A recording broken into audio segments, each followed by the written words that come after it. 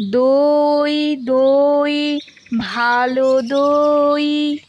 দইওয়ালা, দইওয়ালা, ও দইওয়ালা। ডাকছো কেন? দই কিনবে? কেমন করে কিনবো?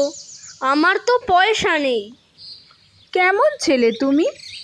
কিনবে না তো আমার বেলা বইয়ে দাও কেন?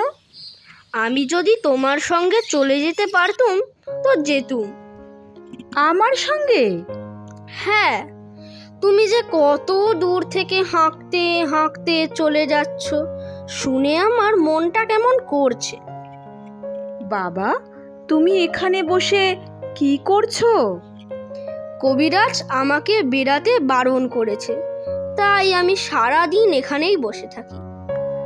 আহা বাছা, তোমার কি হয়েছে?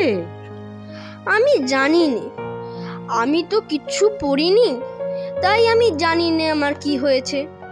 দইওয়ালা, তুমি কোথা থেকে আসছো? আমাদের গ্রাম থেকে আসছি। তোমাদের গ্রাম? অনেক দূরে তোমাদের গ্রাম?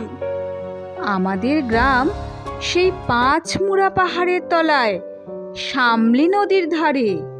পাঁচমুড়া পাহাড়, শামলি নদী, কি জানি, হয়তো তোমাদের গ্রাম দেখেছি, কবে সে আমার মনে পড়ে না।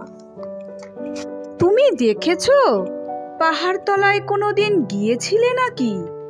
না, কোনো দিন যাইনি, কিন্তু আমার মনে হয় যেন আমি দেখেছি।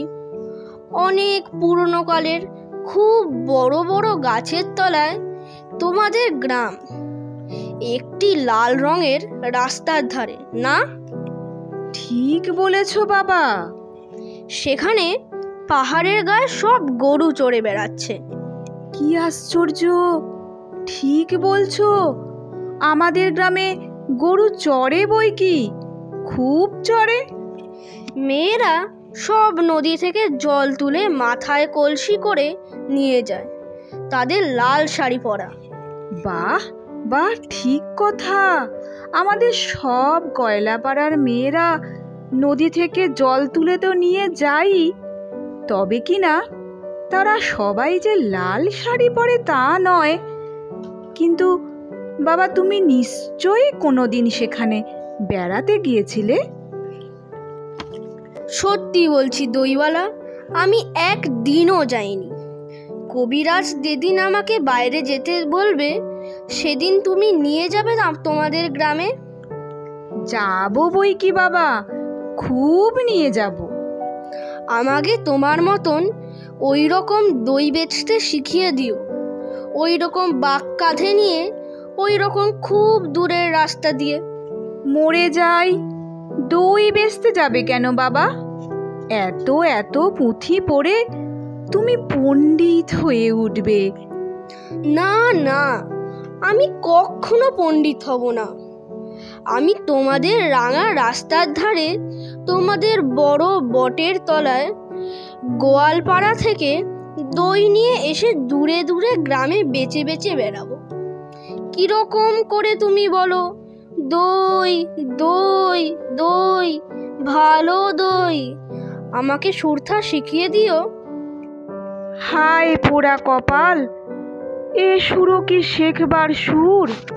না না, ও আমার শুনতে খুব ভালো লাগে।